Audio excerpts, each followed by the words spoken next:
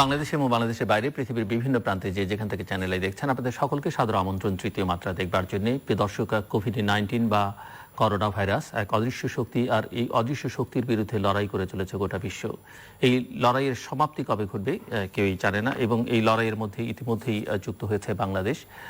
প্রতিদিনই মৃত্যুর মিছিলে কেউ না কেউ যুক্ত হচ্ছেন। প্রতিদিনই যারা আক্রান্ত তাদের মধ্যে যাদেরকে শনাক্ত করা যাচ্ছে সেই সংখ্যাটা খানিকটা বাড়া কমার মধ্য দিয়ে একই অবস্থার মধ্যে আছে, এবং প্রশ্ন আছে যে এই শনাক্তকরণের সংখ্যাটা যদি আরও বাড়ানো যেত তাহলে তো আক্রান্তের পরিমাণটা বাংলাদেশের প্রকৃত চিত্রটা পাওয়া যেত। তার মধ্যে চিকিৎসা ব্যবস্থা নিয়েও নানা রকমের প্রশ্ন আছে। ইতিমধ্যেই বাংলাদেশে লকডাউন ঘোষণা করা হয়েছে গত কয়েকদিন, বেশ কিছুদিন ধরে সেটি অব্যাহত আছে, কিন্তু তার মধ্যেও প্রশ্ন উঠছে যে হঠাৎই লকডাউনের মধ্যে কোন বিবেচনা থেকে গার্মেন্টস খুলে দেয়া হলো। অন্যদিকে সরকারি অফিসগুলোর মধ্যে বিশেষ করে সচিবালয় খানিকটা সীমিত আকারে হলে খুলে দেওয়া হয়েছে। অন্যদিকে গতকাল প্রধানমন্ত্রী ইঙ্গিত দিয়েছেন যে সেপ্টেম্বর পর্যন্ত হয়তো দেশের শিক্ষা প্রতিষ্ঠানগুলো বন্ধ রাখা হতে পারে, এবং সেই সঙ্গে দেশে একটা গোটা বিশ্বজুড়ে অর্থনৈতিক অবস্থা খুব খারাপ হতে পারে। সে কারণে বাংলাদেশের মতো দেশগুলোতে একটা দুর্ভিক্ষ অবস্থা তৈরি হতে পারে। সেটি মোকাবেলার কথাও খানিকটা প্রধানমন্ত্রী বলেছেন যে সেটি আমাদের মোকাবেলা করতে হবে, এবং সেটা হয়তো আমরা করতেও পারবো। সব মিলিয়ে কোভিড-19 বা করোনা ভাইরাস বাংলাদেশকে এবং গোটা পৃথিবীকে কোথায় ঠেলে দিচ্ছে, এ থেকে পরিত্রাণের উপায় কি, সেটি বোঝার জন্য আজকে আমার সঙ্গে তৃতীয় মাত্রায় যুক্ত হচ্ছেন দুজন অতিথি। আমার সঙ্গে ঢাকার নীলক্ষেতের বাসা থেকে যুক্ত হচ্ছেন জগন্নাথ বিশ্ববিদ্যালয়ের উপাচার্য প্রফেসর ডক্টর মিজানুর রহমান, ঢাকার বাড়িধারার বাসা থেকে যুক্ত হচ্ছেন বাংলাদেশ জাতীয় পার্টি বিজেপির চেয়ারম্যান সাবেক সংসদ সদস্য ব্যারিস্টার আন্দালিব রহমান পার্থ। স্বাগত আপনাদের দুজনকে তৃতীয় মাত্রায়। প্রফেসর ডক্টর মিজানুর রহমান, একটু আপনি আমাদেরকে বলবেন যে কোভিড-19 পরিস্থিতিটাকে আপনি আসলে কিভাবে দেখছেন একজন শিক্ষাবিদ হিসেবে, শিক্ষক হিসেবে। এবং আমরা একটু দ্বিধাগ্রস্ত এই কারণে যে একদিকে লকডাউন, একদিকে কোনো প্রতিষ্ঠান খুলে দেওয়া হচ্ছে, অন্যদিকে প্রধানমন্ত্রী কালকে ইঙ্গিত করলেন যে সেপ্টেম্বর পর্যন্ত হয়তো শিক্ষা প্রতিষ্ঠান বন্ধ রাখতে হবে। সব মিলিয়ে এক ধরনের গোলক ধাঁধার মধ্যে আছে, এবং বলাই হচ্ছে যে এই ধরনের গোলক ধাঁধার মধ্যে থাকলে সংকট আসলে বাড়বেই। আমরা সিঙ্গাপুরকে যদি উদাহরণ হিসেবে নিতে পারি, বেশ কিছুদিন আগে আমরা সিঙ্গাপুরকে উদাহরণ হিসেবে টানছিলাম যে তারা পরিস্থিতি কিভাবে নিয়ন্ত্রণ করলো, কিন্তু তারা যখন একটা ঢিলে ঢালা ভাবের মধ্যে চলে গেল, শিথিল করে দিল সবকিছু, আবার এখন সিঙ্গাপুরের পরিস্থিতি খারাপের দিকে চলে যাচ্ছে। সো আমি একটু আপনার কাছে শুনতে চাই যে আপনি কিভাবে দেখছেন। প্রথমে বলি, এইসব কথাগুলো অর্থাৎ মহামারী মোকাবেলা করা একটা বিশেষজ্ঞের মতামত দরকার। তো আমরা অনেক সময় যেটা সম্বন্ধে অতটা ওয়াকিবহাল না বা এটা বুঝি না, সেটা নিয়ে অনেক সময় কথা বলি। অতএব আমি এই মহামারী নিয়ন্ত্রণ এবং মহামারী কতদিন যাবত চলবে, তো এইগুলো একেবারে এক্সপার্টরাই বলতে পারবে। তো আমি যেটা একেবারে, আপনি একজন শিক্ষাবিদ, একটি প্রতিষ্ঠানের মানে দেশের একটি অন্যতম বিশ্ববিদ্যালয়ের উপাচার্য, আপনি ব্যবস্থাপনার শিক্ষক। কারণ আমরা আলোচনার মধ্যে সিংহভাগ আলোচনার সিদ্ধান্তে এই উপনীত হচ্ছে যে ব্যবস্থাপনায় আমাদের একটা বড় সংকট আছে। তো সেই দিক থেকেও আপনি আলোচনায় বিশেষজ্ঞ হিসেবে মতামত দিতে পারেন। সেই জায়গাটুকু আমরা আলোচনা করতে পারি। কারণ আমি অন্তত যেটা বলতে চাচ্ছি, যেটা খুব সহসায় খুব তাড়াতাড়ি এই সমস্যাটির সমাধান যে হবে না, এই ব্যাপারে আমি নিশ্চিত। কারণ এই কোভিড-19 এর টিকা আবিষ্কারের প্রচেষ্টা চলছে, এবং টিকা আসতে হয়তো আরো এক বছরের বেশি সময় লেগে যাবে। তো এই সময়টুকু আমাদেরকে এই কোভিড-19 এর সাথেই থাকতে হবে। হয়তো ঢেউ আসবে, কমবে, বাড়বে, এই অবস্থার মধ্যে থাকতে হবে।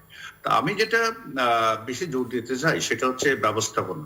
যেটা সত্যি বলছেন যে আমি ব্যবস্থাপনার একজন ছাত্র হিসাবে, তো আমাদেরকে প্রথমেই বলি যে আমরা শুরুতে যে কথাগুলো আমরা শুনেছিলাম আমাদের স্বাস্থ্য অধিদপ্তর বা সরকারের বিভিন্ন প্রশাসনিক কর্তা ব্যক্তিরা যেগুলো বলছিল যে আমাদের প্রস্তুতি সম্পর্কে, কিন্তু বাস্তবে দেখা গেল আসলে আমাদের প্রস্তুতি আর যেটা বলা হলো আর বাস্তবে যেটা আমরা দেখলাম, এর মধ্যে ব্যাপক পার্থক্য। অবশ্যই প্রস্তুতির কোনো শেষ নাই। প্রস্তুতি যারা একেবারে প্রস্তুত, মানে আমাদের সে 50 গুণ 100 গুণ ভালো স্বাস্থ্য ব্যবস্থা যাদের আছে, ইউরোপ, আমেরিকা, তারাও বলছে যে তাদের এখনো প্রস্তুতির ঘাটতি আছে, এবং তাদেরও আমাদের যা যা নাই বলি, এটা নাই ওটা নাই, ওখানেও একই অবস্থা।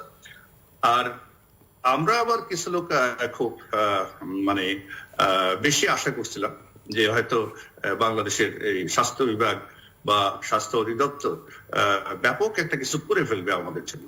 তো সেটা আসলে আমাদের আশা করা মোটেই ঠিক হয়নি, কারণ আমাদের যে সময়টুকু আমরা পেয়েছিলাম 1 মাস 1.5 মাস বা 2 মাস, এর মধ্যে আমাদের স্বাস্থ্য ব্যবস্থা উন্নতি করলেই বা কতটুকু করতে পারতাম। কারণ আমাদের গত 50 বছরে আমাদের স্বাস্থ্য ব্যবস্থার যে ভঙ্গুরতা, আমাদের স্বাস্থ্য ব্যবস্থার যে ব্যয়, মানে এটা এক সময় 0.7%, অর্থাৎ 1%-ও কম, আমার জিডিপির 1%-ও কম আমরা স্বাস্থ্য খাতে ব্যয় করছি।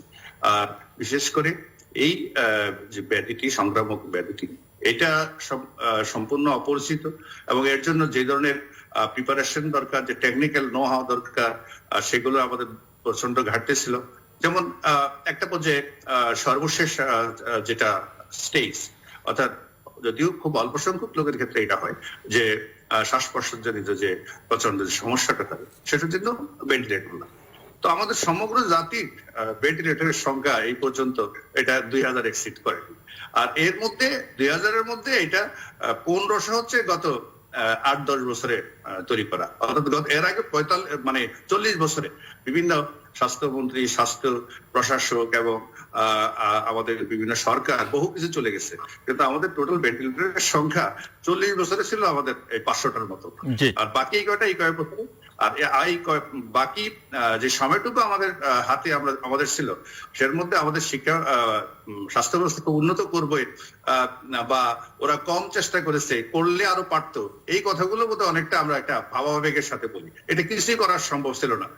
তারপরেও আমি বলি, আস্তে আস্তে প্রথম দিকে যে অবস্থাটা ছিল, ভেন্টিলেটরের ব্যাপার বা আইসোলেশনের ব্যাপার, ইভেন সবচেয়ে বড় যেটা ছিল পরীক্ষা করার ব্যাপার, সেটার যে স্বল্পতা ছিল, তো আমরা ইতিমধ্যে এটা কাটিয়ে উঠছি। প্রথম কেবলমাত্র একটি জায়গায় এটা টেস্ট করা হতো, এখন আজ পর্যন্ত 25টার মতন জায়গায় এটা টেস্টের প্রক্রিয়া শুরু হয়ে গেছে। তো তাতে আমি মনে করি যে খুব ভরসা করার কোন সুযোগ নাই, কারণ আমাদের স্বাস্থ্য ব্যবস্থার যে অবস্থা, এতে যদি ব্যাপক সংক্রমণ হয় ইউরোপ বা আমেরিকার মতো যে ব্যবস্থা দেখছি, তাহলে আমাদের এটা রাতারাত নাই, অনেক সময় নিয়েও আমরা এই স্বাস্থ্য ব্যবস্থা দিয়ে এটা মোকাবেলা করতে।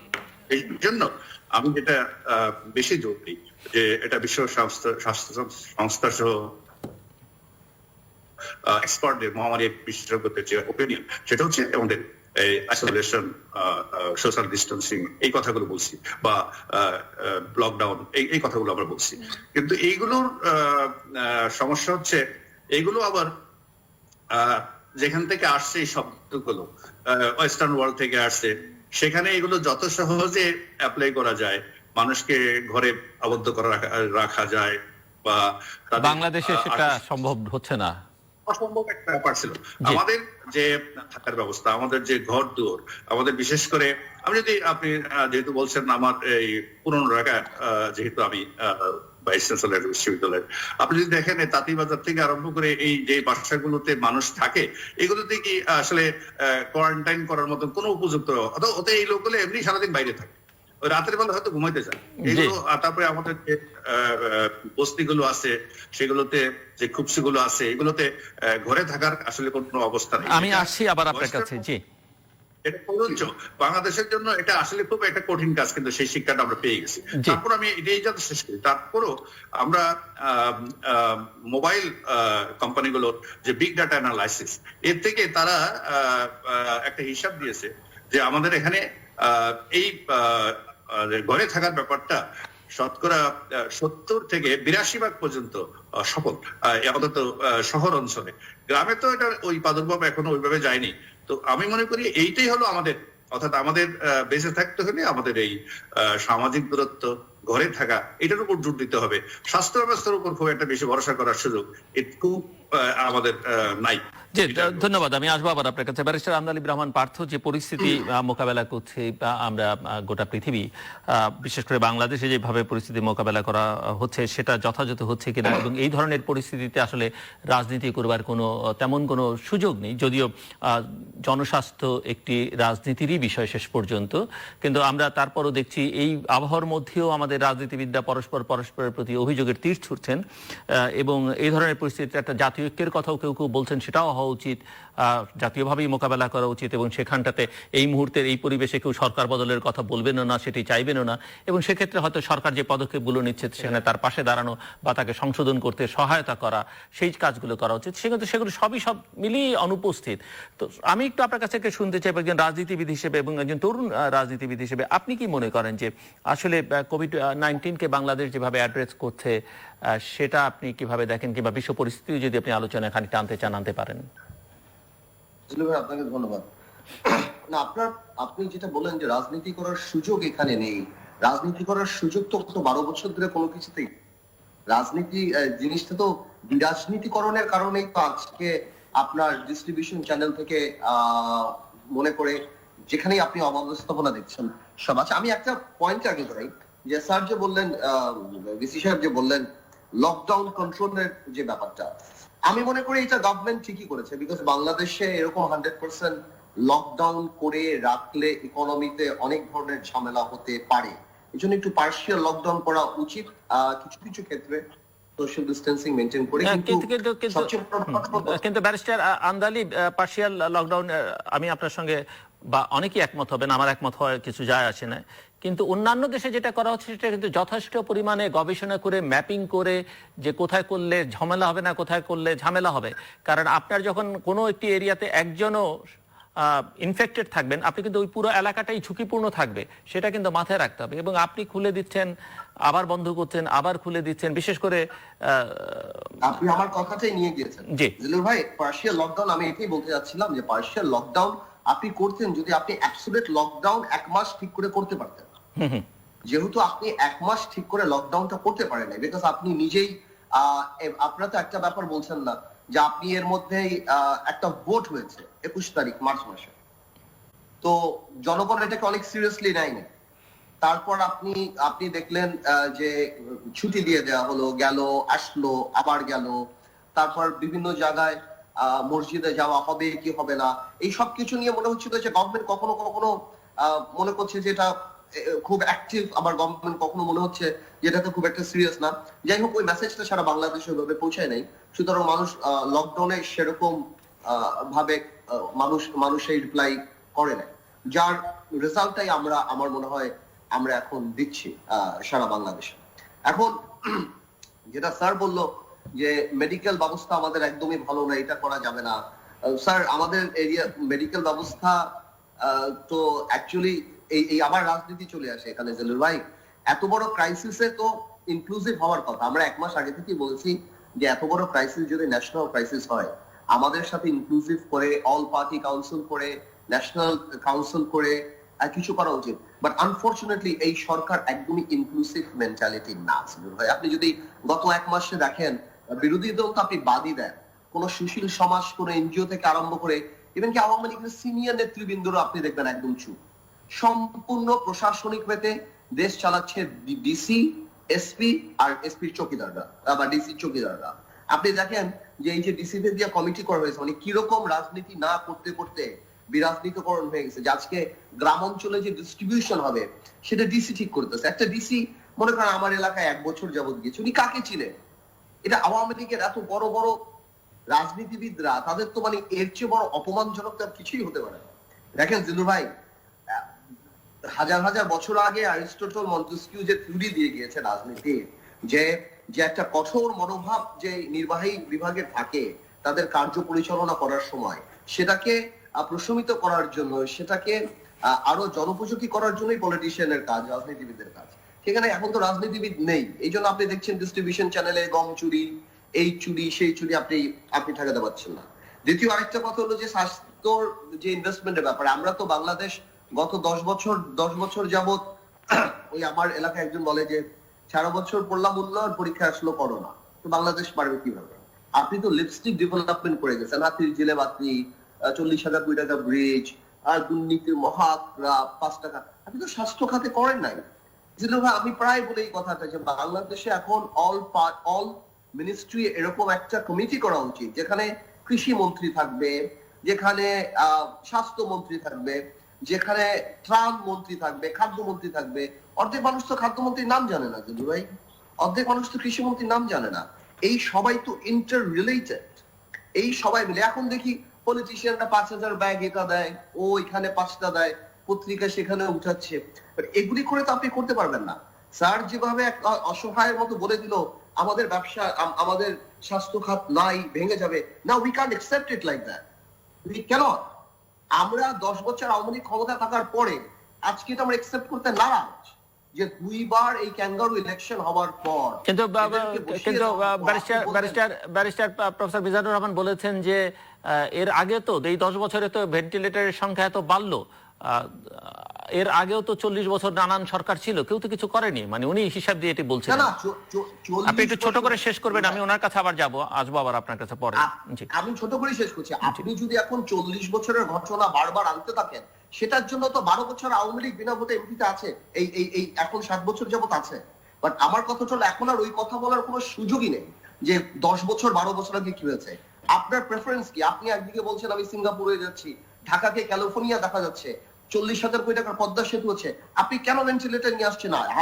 আপনি আগে থেকে এটা দেখতে পাচ্ছেন না কেন? প্লাস আরেকটা কথা সবাই মিস করে জুলু ভাই, ভেন্টিলেটর থাকলেই হবে না, এটা চালানোর জন্য এক্সপার্ট লাগবে, আইসিইউ এক্সপার্ট লাগবে। মাননীয় প্রধানমন্ত্রী একবার বলেছিল সে চায়না থেকে ডাক্তার আনবে, আইসিইউ এক্সপার্ট নিয়ে আসুন। আর এক ছোট্ট একটা কথা বলি আপনি স্যারকে দেওয়ার আগে, স্যার কোনোভাবে ওই কথাটা বলা যাবে না যে আমেরিকার মতো দেশ হিমশিম খাচ্ছে। আমেরিকা 52 লক্ষ টেস্ট করে হিমশিম খাচ্ছে, আর আমরা 40,000 টেস্ট করে পিপি নাই। আমেরিকা ভ্যাকসিন বানাচ্ছে, আমরা পিপি বানাইতে পারতেছি না। আমেরিকার অবস্থা যদি আমাদের হতো তাহলে আই ডোন্ট নো যে এই দেশে কি হতো। সুতরাং স্যার আমার দেশের তুলনা আমরা করি, বিদেশের সাথে তুলনা করা আমাদের লাগবে। প্রফেসর মিজানুর রহমান আন্দালিব যেগুলো বলছে একজন তরুণ রাজনীতিবিদ হিসাবে ঠিকই আছে তার রাজনৈতিক ব্যাখ্যা, কিন্তু আমি রাজনীতিতে যেতে চাই না। আমি বলছি আমাদের এই যখন প্রস্তুতি শুরু করলাম, এই প্রস্তুতি শুরু করতে করতে আমরা কতটুকু পর্যন্ত যেতে পারতাম? আমাদের পক্ষে কি ইটালির সমান, ইউরোপের অন্য যেগুলোর সমান স্বাস্থ্য ব্যবস্থা উন্নতি করা সম্ভব ছিল?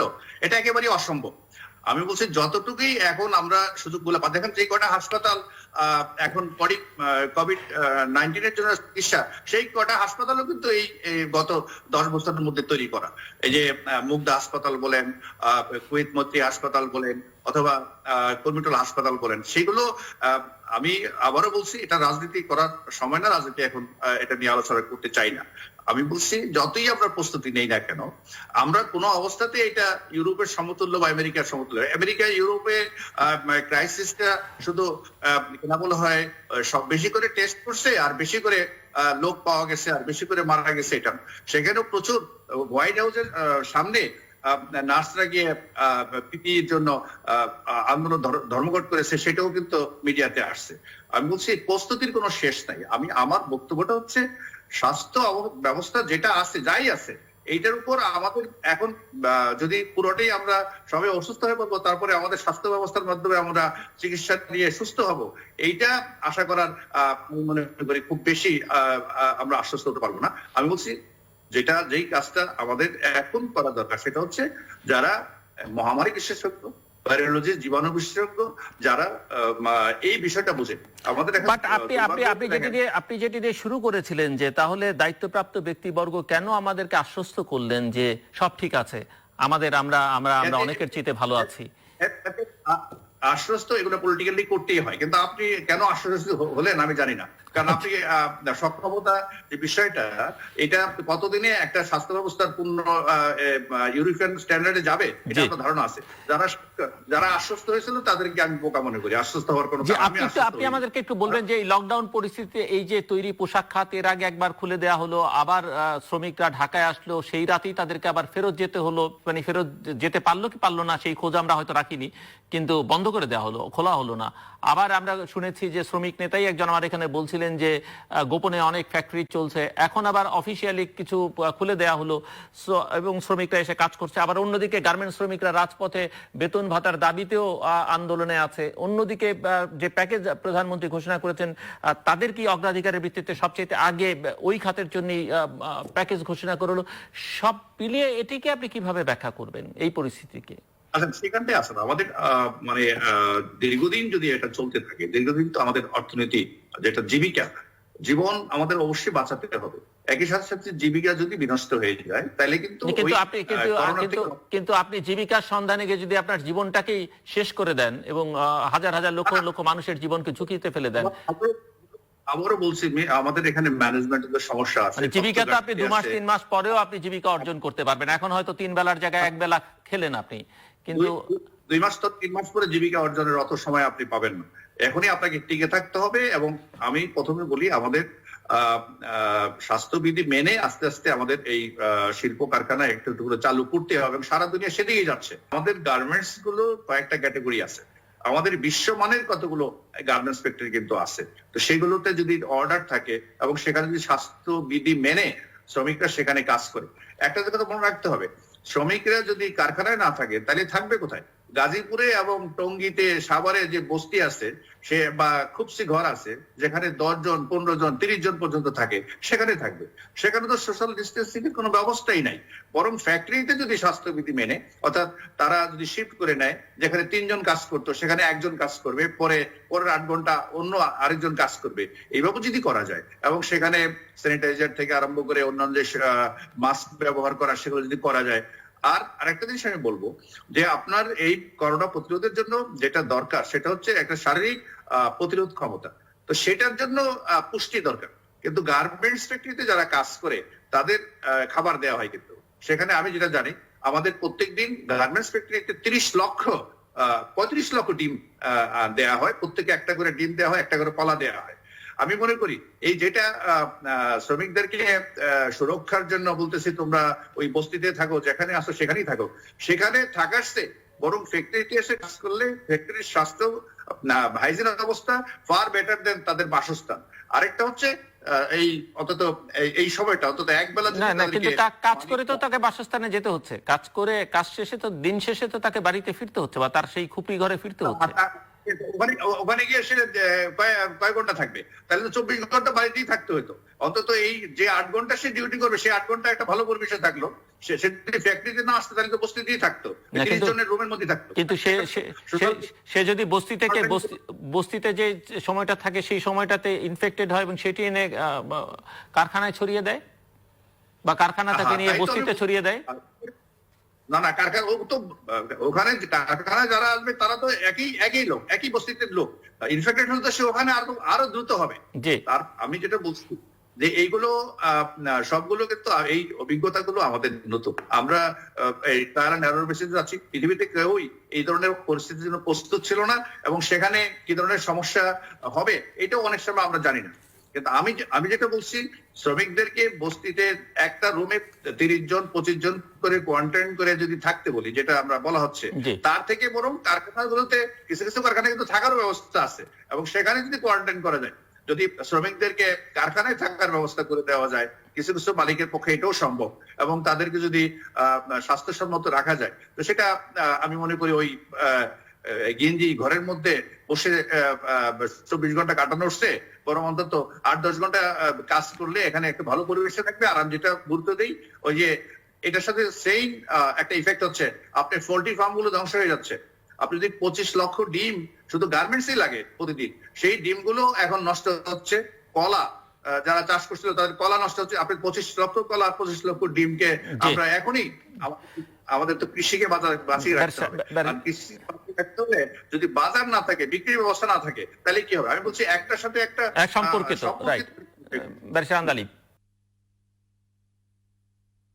আসলে এই তর্ক তো শেষ হবে না জিল্লুর ভাই। কোনোদিন আপনি বাঁচতে চান না আপনি খেতে চান। আর আমার প্রশ্নটা হলো যে আমার কাছে মনে হয় যে দেখেন, প্রয়োজন পৃথিবী পূরণ করতে পারে, লোভ পৃথিবী পূরণ করতে পারে না। গার্মেন্টস এর মালিকরা কতখানি কর্মীদের কথা বা কর্মচারীদের কথা বা শ্রমিকদের কথা চিন্তা করেন আর কতখানি লোভে করেন, ওটা ওনারা নিজেই বলতে পারেন। আমি প্রথম থেকে কিছু কথায় যাব। সেটা হলো, স্যার যেই কথাটা বলছে আমি কথাটা প্রথম থেকেই মানতে রাজি না যে পৃথিবীর অনেক দেশরা এখানে গিয়েছে বা এই প্রবলেম ফেস করছে। পৃথিবীর অনেক দেশ কিন্তু খুব ভালোভাবে ওই জিনিসটাকে হ্যান্ডেল করেছে, যেটা আমরা করতে পারতাম। আমাদের একটা বাস্তব মানতে হবে যে আমরা রিয়াক্ট করাটা অনেক দেরি করে ফেলেছি। সারা দুনিয়া যখন এটা নিয়ে ব্যস্ত ছিল, আমরা মোদী সাহেবকে নিয়ে ব্যস্ত ছিলাম যে উনি কি বাংলাদেশে আসবে কি আসবে না। আমাদের এটা পলিটিক্যাল কথা না, এই জিনিসগুলি সত্যি কথা, এগুলি আমাদের অনুধাবন করতে হবে যে আমরা এর মধ্যে একটা নির্বাচনও করেছি, আমরা এটাকে ইম্পর্টেন্স দেই। ওই সময় যদি আমরা ঠিক করে লকডাউন করতে পারতাম, জানুয়ারি মাস থেকে যদি আমরা বিদেশ থেকে যারা আসছেন ওনাদেরকে কোয়ারেন্টাইনের ব্যবস্থাটা ভালো করে করতে পারতাম, তাহলে আমি মনে করি এটা আরো অনেকখানি কন্ট্রোল করা যেত। আর এখন যে ড্যামেজিংটা হয়েছে, একটা কথা আমি স্যারের সাথে মানে একমত জরুরি ভাই, এটা আপনার একটু এভরি কান্ট্রি ইজ ডিফারেন্ট, প্রত্যেকটা দেশ আলাদা, প্রত্যেকটা দেশের ইকোনমি আলাদা। আমরা যদি সম্পূর্ণ লকডাউনটা জুন জুলাই মাস পর্যন্ত রাখি এবং তারপর যদি এটা মহামারী আকার ধারণ করে, তাহলে কিন্তু এই দেশের অবস্থা আরো খারাপ হবে। তো আপনার সোশ্যাল ডিস্টেন্স মেনটেন করে কোনো না কোনো ভাবে ফ্যাক্টরিগুলি একটু চালাতে হবে, বাট এই সোশ্যাল ডিস্টেন্সটা যাতে মেনটেন হয় সেই ব্যাপারে গভর্নমেন্টের অত্যন্ত ভালোভাবে নজরদারি করতে হবে যে গার্মেন্টস এর মালিকরা এই সোশ্যাল ডিস্টেন্সটা মেনটেন করে নাকি। বাট আমার হিসাবে যে ফ্লোরে 5,000 মানুষ বসতো, সেই ফ্লোরে হয়তো এখন 1,500 মানুষ বসতে পারবে। আমি জানি না এটা কি গার্মেন্টস মালিকরা করবে কিনা। আর স্যার যেটা বলছেন যে বস্তি ভালো বা গার্মেন্টস এটা ভালো, না স্যার, কোনো কিছুই ভালো না। বিকজ আপনি পৃথিবীর যত সুন্দর জায়গাতেই থাকেন, if you are a carrier, তাহলে যে ফ্লোরে আপনি থাকবেন ওই 2,000 মানুষকেই কিন্তু আপনি ওই ফ্লোরে ইনফেক্টেড করে দিচ্ছেন বা করে দেওয়ার সম্ভাবনা আছেন। আপনি বস্তিতে 7 জন মানুষকে ইনফেক্ট করছেন বা যাদের সাথে আপনি থাকছেন। সো এই লজিকটা অ্যাকচুয়ালি আমার মনে হয় রাইট না। যা if you are a carrier, আপনি পুরো ম্যানকাইন্ডের জন্যই আপনি রিস্কি, এটা আমি বলবো। তবে আমি মনে করি যে এই লকডাউন গুলি যেভাবে হচ্ছে, তবে একটা কাজ করতে পারতো, যেটা ওই কি বললাম যে আগে থেকে গভর্নমেন্ট ইনক্লুসিভ না। গভর্নমেন্ট অনেক আগে বলেছিলাম, আপনি দেখেন না ডক্টর জাফরুল্লাহ চৌধুরীর ঘটনাটা দেখেন না, সবচেয়ে বড় জিনিসটা এখন বাংলাদেশে ওনাকে প্রোটোকল শেখানো হচ্ছে।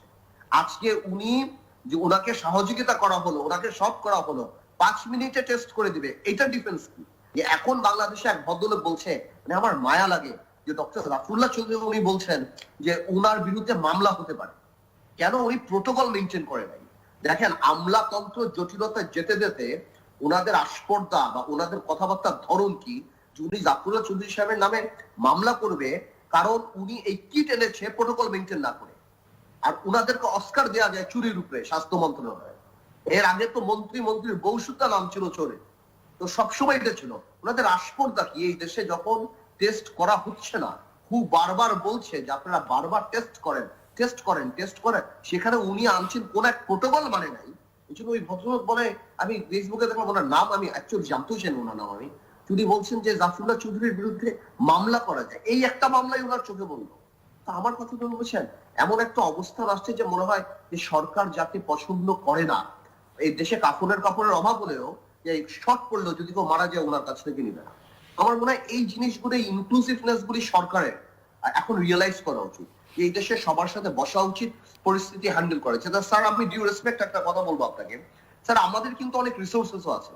আমাদের কিন্তু আপনি যেটা বললেন, পাকিস্তান কিন্তু অনেক ভালো হ্যান্ডেল করেছে জিনিসটা, কনসিডারিং দ্য ফ্যাক্ট যে তারা ইরান আর চায়নার একদম বর্ডারে, তারা কিন্তু যথেষ্ট ভালোভাবে তারা এটা হ্যান্ডেল করেছে। যদিও আমরা অনেক কিছুতে নাকি তাদের চেয়ে আগানো ছিলাম, বাট এখন দেখা যাচ্ছে স্বাস্থ্য খাতে ওনারা বেটার করেছে। India is doing it pretty well. ইন্ডিয়ার কিছু কিছু স্টেট, কেরালা থেকে আরম্ভ করে অনেকেই কিন্তু ভালো করছে, মালয়েশিয়া ভালো করছে, ব্যাংকক ভালো করছে, ব্যাংকক এয়ারপোর্ট খুলে দিচ্ছে 1 তারিখ থেকে। তো স্যার কেউ যে করতে পারছেন এটা সত্যি কথা না, কথা চলতে যে আমরা কিভাবে করে ব্যালেন্স কিভাবে ড্র করে আমরা এই জিনিসটাকে করতে পারি। মানে এই যে কথাটা যে পৃথিবীর সব দেশের মতো আমাদের দেশের অবস্থানও না, আমাদের দেশে মানুষকে বসিয়ে খাওয়ানোর কোনো ই নেই। আর আপনি তো জানেনই 18 লক্ষ মেট্রিক টন, আমি যেটা সবসময় বলি 18 লক্ষ মেট্রিক টন খাদ্যশস্য আছে, আবার 18 লক্ষ কোটি ইঁদুরও আছে। কে কোনটা যেতে যেতে কার গাছ পর্যন্ত যাবে সেটা বলা অ্যাকচুয়ালি জুলুভাই কঠিন। সে একটাই কথা বলবো যে আমাদের সোশ্যাল ডিস্টেন্স মেনটেন করতে হবে, এবং শুধু গার্মেন্টস কারণ প্রত্যেকটা অফিস আদালতই ইকোনমি মাস্ট রান, হালকা ভাবে হলো ইট মাস্ট রান, বিকজ একবার যদি থেমে যায়, পজ হয়ে যায়, তখন কিন্তু আপনার এটাকে রিস্টার্ট করা অনেক কঠিন হয়ে যাবে। প্রফেসর ডক্টর মিজানুর রহমান, একটু আপনি বলবেন ডক্টর জাফরুল্লাহ চৌধুরীর এই কিট প্রসঙ্গে, মানে গণস্বাস্থ্য কেন্দ্র তৈরি করা যে কিট, সেটি নিয়ে বেশ বিতর্ক তৈরি হচ্ছে, সেই প্রসঙ্গে আপনার মতামত। একই সঙ্গে আমি আরেকটা প্রশ্ন যুক্ত করে দিতে চাই যে শিক্ষা ব্যবস্থাও আসলে চরম ঝুঁকির মধ্যে পড়ে গেল কোভিড-19 কারণে, গোটা বিশ্বব্যাপী পড়েছে, এবং প্রধানমন্ত্রী ইঙ্গিত করেছেন যে সেপ্টেম্বর পর্যন্ত হয়তো শিক্ষা প্রতিষ্ঠানগুলো, বিশেষ করে স্কুল কলেজগুলো বন্ধ রাখতে হতে পারে। সো সেই বিষয়ে আপনার মতামত একটু শুনতে চাইবো। না কিন্তু ধন্যবাদ আপনাকে। জাফরুল্লাহ ভাই আমার অত্যন্ত শ্রদ্ধেয় ব্যক্তিত্ব, এবং আপনার সাথে বহু প্রোগ্রাম আমি আসলে জাফরুল্লাহ ভাইয়ের সাথে করেছি, এবং এই ব্যাপারটা নিয়ে আমি একদম কথা বলতেই বিব্রত। আমি মনে করি এটা দ্রুত সমাধান হওয়া উচিত। এখন এইটা টক শোতে সে কে কি বললো না বললো, অথবা জাফরুল্লাহ ভাই বয়সের কারণে অনেক সময় কিছু মন্তব্য উনি করেন যেগুলো হয়তো মুরব্বী হিসাবে আমরা ওইভাবে নেই না। তো এইগুলো, এই কথাবার্তা যেগুলো বলা হলো মিডিয়াতে, এগুলোকে গুরুত্ব না দিয়ে আসলে সত্যি সত্যি যদি এটা হয়, আমি আপনাকে একটা জাস্ট আপনার কাছে একটু জানতে চাইবো, আপনি কি মনে করেন কিনা যে এরকম একটা দুর্যোগপূর্ণ মুহূর্তে সে যেই হোক কোনো একটা উদ্যোগ নিয়ে যদি সামনে এগিয়ে আসে এবং সেটা যদি কল্যাণকর হয় এবং সেক্ষেত্রে সেটার ভুল ত্রুটি বিচ্যুতি যাই থাকুক না কেন সেটাকে সংশোধন করবার ক্ষেত্রে সরকারের এক ধরনের সহযোগিতা থাকা দরকার সরকারি প্রতিষ্ঠানগুলোর?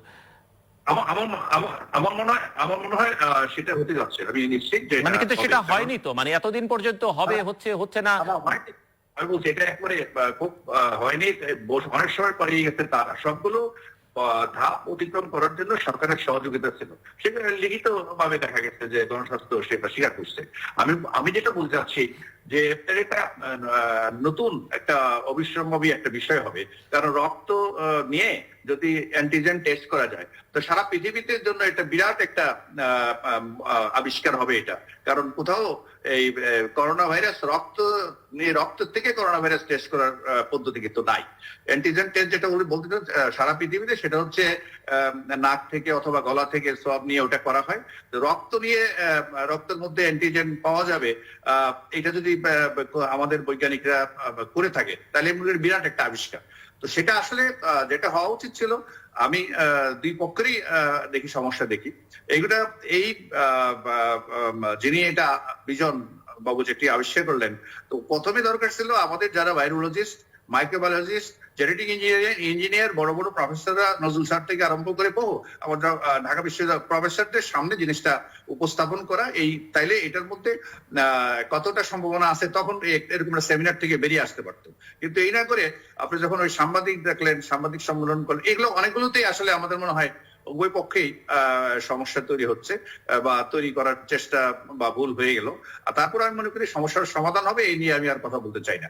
আমি যেটা বলতে চাচ্ছি, পার্থ যেখানে বলছে যে পাকিস্তান ভালো করছে, কিন্তু আমি মনে হয় না এখনই এটা ভালো করছে বলার, কারণ আমরা বলছিলাম যে সিঙ্গাপুর অনেক ভালো করছে, কিন্তু সিঙ্গাপুরে এখন গত 2-3 দিন যাবত আক্রান্তের সংখ্যা যে হারে বাড়ছে সেটা আমাদের আক্রান্তের হারের সাথে বেড়ে যাচ্ছে।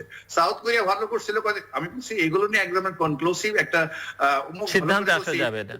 না, এই পদ্ধতি ভালো করছে, ও ভালো করছে, এগুলো বলার কোনো সুযোগ নাই, কারণ প্রত্যেকের ট্রায়াল এন্ড এরর বেসিসে যাচ্ছে। আমি একটু শিক্ষা প্রতিষ্ঠানগুলো সম্পর্কে আপনাকে শিক্ষা ব্যবস্থা, শিক্ষা প্রতিষ্ঠানটাই তো যখন সবার আগে তো শিক্ষা প্রতিষ্ঠানই বন্ধ হয়, কারণ আমরা যখন করোনার সংক্রমণ একেবারে মৃত্যুর ঘটনা ঘটেনি তখনই কিন্তু আমরা প্রথমে বললাম যে আমাদের স্কুলগুলো বন্ধ হোক, স্কুল, কলেজ, ইউনিভার্সিটি সবই বন্ধ হয়ে গেল।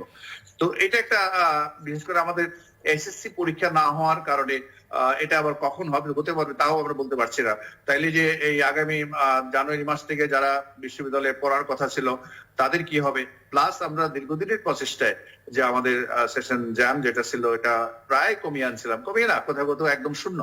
মোহাম্মদ জগন্নাথ বিশ্ববিদ্যালয় তো সেশন জ্যাম একেবারে কয়েকটা ডিপার্টমেন্ট বাদ দিলে কোনো ডিপার্টমেন্টে মনে অনেক এগিয়ে আছে, কিন্তু এখন এটা আমি জানি না কিভাবে সমাধান হবে। তো এই কেউ বলছেন যে অনলাইনে বক্তৃতা দেওয়া, শিক্ষকদের ক্লাস নেওয়া, আমি মনে করি এইটা একটা বৈষম্য সৃষ্টি করবে। এটা কালকে বিল গেটস তো দেখলাম বিবিসির সাক্ষাৎকারে বলছে যে অনলাইনে টিচিং অর্থাৎ যেটা হবে এটা যদি সবার অ্যাক্সেস না থাকে, অর্থাৎ আমাদের ইন্টারনেট লোড, ইন্টারনেটের সুযোগ অথবা এখন যে অস্থিরতা বিরাজ করছে, আপনি ভালো করে জানেন যে আমি নিজে সবসময় লেখালেখি করি, বই লিখি বা প্রত্যেক বছর একটা করে বই বের করি, কিন্তু আমি অন্তত গত 40 দিনে কোনো একটা কিছু লেখার জন্য মনোনিবেশ করতে পারিনি। সারাক্ষণই বিভিন্ন রকমের নিউজ খবর এগুলোর উপর ব্যস্ত, কারণ একটা মনোযোগ দিয়ে কিছু করার জন্য যে একটা পরিস্থিতির দরকার, পরিবেশ নাই। সেজন্য এখন যদি ছাত্রদেরকে আপনি অনলাইনে পড়িয়ে পরীক্ষা নিয়ে নিবেন বা কোচিং দিবেন, আমি মনে হয় না এটা খুব, এটা আমেরিকার মতো উন্নত দেশেও এটা বলতেছে এটা নিয়ে সময় পার করা যাবে, কিন্তু তাতে কাজের কাজ কিছু হবে না, শিক্ষাটা হবে না। আমার যদি 10 জন ছাত্র এটা ল্যাপটপ থাকে তার জন্য তো আবার আপনাকে ক্লাস নিতেই হবে, ক্লাস আমাদেরকে নিতে হবে। অন ক্যাম্পাস পিএইচডি করা আর ডিসটেন্স লার্নিং এর পিএইচডি করার মতো পার্থক্য আর কি। অনেক এটা আমাদের এখানে যদি না তা যদি হতো, সবাই যদি এরকম সুযোগ থাকতো, তো অনেক জায়গায় ইন্টারনেটের স্পিড নাই, অনেক জায়গায় ইন্টারনেটই নাই, তো সেখানে আমরা এই কাজগুলো। তো এই যে প্রধানমন্ত্রী যে কালকে সেপ্টেম্বর পর্যন্ত যেটি বললেন যে হয়তো বন্ধ রাখতে হতে পারে, সেটি কি বার্তা দিচ্ছে বলে মনে হয়? কথা বলছেন যদি এর আগে পরিস্থিতি যেমন আমাদের, আমি একটা কথা বলি, আমাদের ঢালাও পুরা দেশ বন্ধ না করে যদি দেখা যায়, আজকে দেখা গেল রাজশাহী বিভাগের যে জেলাগুলো আছে, নওগাঁ, নাটোর, এগুলোতে অপেক্ষাকৃত কম সংক্রমণ, সেইখানে একটা পর্যায়ে যদি দেখা যায় 14 দিনের মধ্যে কোনো সংক্রমণ পাওয়া যাচ্ছে না নওগাঁ জেলায় বা নাটোরে, তাহলে এটাকে আস্তে করে খুলে দাও, একটা ফেজ বাই ফেজ কিছু কিছু এলাকা আমাদের খুলতে হবে। আর বিশেষ করে আমি আবারও প্রত্যেকদিনই অন্যান্য মিডিয়াতেও আমি বলছি যে আমাদের এক্সপোর্ট কি হবে, আমাদের গার্মেন্টস কি হবে। গার্মেন্টস ওয়ালারা হয়তো এখন কতগুলো অর্ডার তাদের অসম্পূর্ণ রয়ে গেছে, সেগুলো পূরণ করার জন্য গার্মেন্টস খুলছে, কিন্তু যদি ইউরোপিয়ান বায়াররা না কিনে, বাজারে যদি ইউরোপিয়ান বায়াররা জামা কাপড় কিনতে না যায়, আমেরিকায় না যায়, তাহলে আমাদের এই গার্মেন্টস ফ্যাক্টরি যারা এখন শ্রমিকদেরকে বাড়ির থেকে ডেকে আনছে, তারাও একসময় পালিয়ে যাবে। কারণ এটা মনে রাখতে হবে, পুরো ব্যাপারটা নির্ভর করবে বিশ্ব অর্থনীতির উপর। আমি আবার আপনার কাছে, আমাদের বেঁচে থাকার একমাত্র আমি মনে করি সম্বল হতে হবে আমাদের কৃষি। আমরা যদি আমাদের খাদ্য উৎপাদনটা অব্যাহত রাখতে পারি এবং খাদ্য উৎপাদনের সাথে সাপ্লাই চেইন, আমাদের কৃষি মার্কেট, কৃষি পণ্যের পরিবহন, এটা যদি আমরা চালু রাখতে পারি এবং আমাদের কৃষকরা যাতে অব্যাহত ভাবে তার উৎপাদন প্রক্রিয়াটা চালু রাখতে পারে, সেখানে যত ধরনের ইনসেন্টিভ দেওয়া দরকার। আমি তো মনে করি যে আমাদের গার্মেন্টস এর যে ইনসেন্টিভ, এটা দিয়ে আপনি বেশি দিন গার্মেন্টস টিকিয়ে রাখতে পারবেন না যদি ইন্টারন্যাশনাল ডিমান্ডে যদি এক ধরনের পরিবর্তন না আসে। ইউরোপের মানুষরা বেশি করে জামা কাপড় কিনছে, এই একটা অবস্থা যদি না যান, তাহলে কিন্তু আপনি গার্মেন্টস, আপনি আমাদের সত্য কথাটাই বলতে হবে যে এই গার্মেন্টস হয়তো অনেক দিনের জন্যই আমাদের অর্থনীতিতে তেমন কোনো ভূমিকা রাখতে পারবে না। কিন্তু আমাদের ডোমেস্টিক যে মার্কেটটা আছে, ডোমেস্টিক, কারণ আমাদের এখানে 5 কোটির মতো মানুষ আছে যাদেরকে বলি মধ্যবিত্ত, তো তাদের খাবার এবং বস্ত্র, অন্য বস্ত্র যেগুলো আছে সেগুলোর সংস্থান করা। আর আমাদের যে অতি দরিদ্র মানুষ যেগুলো আছে, আমাদের অতি দরিদ্র, মৃদু দরিদ্র, এগুলো মিলিয়ে প্রায় 5 কোটি লোক, 1 কোটি 20 লক্ষের মতো আছে, যারা 1,70,00,000 হচ্ছে একেবারে, একটু শেষ করতে হবে আমাকে। জি, 1 কোটি 20 লক্ষ হচ্ছে দরিদ্র। আর এখন এসে এই করোনার কারণে, কর্মসংস্থান না থাকার কারণে মিলে আমাদের এখন প্রায় 10-12 কোটি মানুষকে নিয়মিত, আমাদের 11 কোটি, আমি হিসাব করে দেখছি 11 কোটি মানুষকে অন্ন, বস্ত্র এবং তাদের ন্যূনতম যে দৈনন্দিন চাহিদাগুলো, মৌলিক চাহিদাগুলো পূরণ করতে হবে। ব্যারিস্টার আন্দালিব রহমান দিতে হবে। প্লাস এত কিছু বলছে, আমি লাইন হারা করছি, আপনি প্রশ্নটা আবার করেন আমার ভাই। জি, না, আমরা আলোচনা করছিলাম, আমরা তো কোভিড থেকে কৃষিতে চলে গেছি। হ্যাঁ, আমরা আলোচনা করছিলাম, আপনি যে গার্মেন্টস নিয়ে আলোচনা করছিলেন সেই প্রসঙ্গে ওনার মতামত শুনলাম আমরা। শিক্ষা প্রতিষ্ঠান প্রসঙ্গে বা প্রধানমন্ত্রী ইঙ্গিত করেছেন যে সেপ্টেম্বর পর্যন্ত তো বন্ধ রাখতে হতে পারে, সেই প্রসঙ্গে শুনলাম, কারণ শিক্ষা ব্যবস্থাও আসলে একটা বিপর্যয়ের মধ্যে পড়ে যাচ্ছে এবং সেই বিষয় নিয়ে উনি বলছিলেন এবং উনি আমি মাননীয় প্রধানমন্ত্রীর সাথে এখানে একমত। বিকজ দেখুন, এটা পার্সন টু পার্সন ভ্যারি করে। আমি মনে করি জীবনের দাম সবচেয়ে বেশি। বেঁচে থাকলে শিক্ষা পাওয়া যাবে, বেঁচে থাকলে অর্থনীতি বানিয়ে নেওয়া যাবে, বেঁচে থাকলে অনেক কিছুই করা যাবে। আর যদি বেঁচে না থাকি তাহলে কোনো কিছুই দাম নেই। আমি মনে করি সারা বাংলাদেশে যে স্কুল কলেজগুলি আছে, সেখানে সোশ্যাল ডিস্টেন্স মেনটেন করে ক্লাস করার মতো কোনো সিচুয়েশন নেই সারা বাংলাদেশের গ্রাম অঞ্চলে। তো সুতরাং এতে করে যদি অল্টারনেট কোনো এডুকেশন সিস্টেম বের করা যায়, অনলাইন হলে হবে, না হলে হবে না, বাট আমি মনে করি যদি সম্ভব হয় এই একটা পরীক্ষা একটু স্ট্যান্ডার্ড কম করে, যাতে ছেলেমেয়েদের আপনার বছর লস না হয়, সেরকম করে যদি শিক্ষা মন্ত্রণালয় বা প্রাসঙ্গিক যারা আছেন, আনুষঙ্গিক যারা আছেন, তারা যদি চিন্তা করে দেখতে পারে যেরকম কিছু করা যায় নাকি। বাট এই মুহূর্তে আমি কোনোভাবেই মনে করি না শিক্ষা প্রতিষ্ঠান ছেড়ে দেওয়া উচিত। বিকজ একটা শিক্ষা প্রতিষ্ঠান যদি আপনি ছেড়ে দেন, সেখানে যদি হাজার হাজার ছেলেপেলে ইনফেক্টেড হয়ে যাওয়ার সম্ভাবনা থাকে। সুতরাং আমি মনে করি যে বাংলাদেশের শিক্ষা ব্যবস্থা মানে এরকম হঠাৎ করে নিজেদের আইনস্টাইন মনে করার কিছু নাই। আমরা সবাই জানি 10 বছর। আমরা একেবারে শেষ প্রান্তে, জাস্ট 1 মিনিট 1.5 মিনিটের মধ্যে আর কিছু যোগ করতে চান আপনি? না, আমি তো যোগ করবো কি, অর্ধেক কথা তো স্যারই বলে দিছে। শিক্ষক মানুষ তো স্যার আসলে মাইক ধরে ছাড়তে চায় না। বাট আমি স্যারের সাথে একদিনের একমত যে কৃষি জায়গাটাতে আমাদের কনসেন্ট্রেট করা উচিত। আর জিল্লুর ভাই, আমাদের দেশে পলিটিক্সটা ফেরত আসা উচিত। যেভাবে হোক আমি চাই সরকারের ইনক্লুসিভনেসটা যদি করে, সারা বাংলাদেশের যদি ইউনিয়ন ভিত্তিক সর্বদলীয় ভাবে কোনোভাবেও এই ডিস্ট্রিবিউশন চ্যানেলটা করা যায়, আমার মনে হয় সাধারণ মানুষের কাছে ত্রাণগুলি যাবে। আর আরেকটা জিনিস হলো, আমি যেটা বলবো জিল্লুর ভাই, রমজানের সময় যে এটার সাথে লড়াই করার শক্তি আমাদের নেই। আমি দেখি অনেকেই বলে লড়াই করব, বাংলাদেশ জিতবে। এটা আসমানি বলা। এটা অনেক কারণেই বাংলাদেশের উপর এসেছে। আমাদের উচিত রমজানের সময় সবাই নফল নামাজ পড়ে এবং আল্লাহর কাছে দোয়া চাওয়া। বিকজ যেই জাতিতে দেখা যাবে, যেমন পৃথিবীতে হচ্ছে, মিথ্যা প্রতিষ্ঠিত হয়ে যায়, হারামের উপর ইকোনমি বেস করে, মানে সুদের উপরে বেসিক্যালি বেস করে, এবং আমানত খেয়ানতকারী বেশি বেড়ে যায়, বেহায়াপনা বেড়ে যায়। এই ধরনের জিনিস যখন হয়, তখন আল্লাহর তরফ থেকে গড়িয়ে আসে, যেটা মুমিনদের জন্য ধৈর্যের পরীক্ষা আর বাকি সবার জন্য আযাব। তো আমি মনে করি আপনার মাধ্যমে আমি বলবো যে এই লড়াই করব, জিতবো, এগুলি নিয়ে আমরা জানি না বলি, এর সাথে লড়াই করার ক্ষমতা আমাদের নেই। হ্যাঁ, তো আমার মনে হয় আমাদের প্রত্যেকের এই রমজান মাসকে নিয়ে কাজে লাগিয়ে আল্লাহর কাছে চাওয়া, যাতে আল্লাহ আমাদেরকে ক্ষমা করেন। ধন্যবাদ। আমরা একেবারে শেষ প্রান্তে, জাস্ট 30 সেকেন্ডও সময় নেই। আমি আসলে running out of time, please. কষ্ট করার দরকার নেই। আমি বলবো বিজ্ঞানী জিতবে শেষ পর্যন্ত, কারণ বিজ্ঞানীদেরকে এগিয়ে আসতে হবে। অন্য আর কোনো কিছু থেকে এই রক্ষা পাওয়ার কোনো সুযোগ নাই। বিজ্ঞান ভিত্তিক একটা চর্চা, এবং বিজ্ঞানীরা যত দ্রুত এটার ভাইরাস ভ্যাকসিন আবিষ্কার করবে, ততই আমরা রক্ষা পাবো। এবং বিজ্ঞানের উপরে আমাদের নির্ভর করতে হবে, এছাড়া অন্য কোনো কিছু আমাদের বেশি ভরসা। অনেক ধন্যবাদ অধ্যাপক ডক্টর মিজানুর রহমান এবং ব্যারিস্টার আমদালিব রহমান পার্থ। বিজ্ঞান এবং সৃষ্টিকর্তা দুইয়ের উপর ভরসা করেই আমার অতিথির আলোচনাটা শেষ করলেন। তবে আমাদের স্বাস্থ্য ব্যবস্থার একটা দুর্বলতা প্রকাশিত হয়েছে এই ঘটনার মধ্য দিয়ে। এই কোভিড-19 আসবার কারণে গোটা বিশ্বের রাজনৈতিক নেতাদের যে জনস্বাস্থ্যের প্রতি অনাগ্রহ, সেটিও প্রমাণিত হয়েছে। এবং আমাদের সব আছে, কিন্তু বাস্তবিকে দেখা যাচ্ছে কিছুই নেই। এই যে কথা এবং কাজের মধ্যে যে পার্থক্য, সেই জায়গা থেকে আমাদের আসলে বেরিয়ে আসতে হবে। এবং জীবনের দামটাই আসলে সবচেয়ে বেশি। আমার অতিথি যেমনটা বলছিলেন, অর্থনীতি পাওয়া যাবে, বাঁচলে শিক্ষা পাওয়া যাবে, সবই পাওয়া যাবে। কাজে সেই জায়গাটাতেই আসছে সবচেয়ে গুরুত্ব দেওয়া উচিত। নিশ্চয়ই অর্থনীতির চাকা চালু রাখা দরকার, কিন্তু সেটিও বুঝে শুনে, কোনোভাবেই যেন একটি জীবনও বিপন্ন না হয়, সেরকম একটা প্রস্তুতি মাথায় রেখেই কিন্তু অর্থনীতির চাকাকে ঘোরাতে হবে এবং জায়গাটাও সেভাবেই বাছাই করতে হবে। এবং রাজনীতিটা ফেরত আসা উচিত, সেটিও আলোচনার মধ্যে এসছে। এবং আমার অতিথিরা দুজনেই একমত এই জায়গায় যে কৃষির উপরে আমাদেরকে খুবই গুরুত্ব দিতে হবে। কারণ সামনের সংকট অনেকে বেশি, সেই সংকট খাদ্যের সংকট, সেই সংকট নিরাপত্তার সংকট, এবং সেই সংকট হচ্ছে সামাজিক অস্থিরতার সংকট। এই সংকট মোকাবেলার জন্য প্রস্তুতি নিতে হবে। এবং তার জন্য এখন যেটি দরকার, ঘরে থাকা এবং ঘরে থাকা যে যাই বলুক না কেন, কারণ যারাই শিথিল করেছে তারাই আবার বিপদে পড়েছে। যতক্ষণ পর্যন্ত না ভ্যাকসিন আসছে, ততক্ষণ পর্যন্ত এই কোভিড-19 সঙ্গে আমাদের লড়াই করতে হবে। এবং সেই লড়াইটা চালিয়ে যেতে হলে কঠোর ভাবে লকডাউনের ব্যবস্থা, কোয়ারেন্টাইন, যাই বলি না কেন, এই সব ক্ষেত্রেই শৃঙ্খলার ক্ষেত্রে অনেক বেশি কঠোর হতে হবে। দর্শক, আমাদের সঙ্গে থাকবার জন্য অসংখ্য ধন্যবাদ। আপনাদের সবার জন্য শুভকামনা।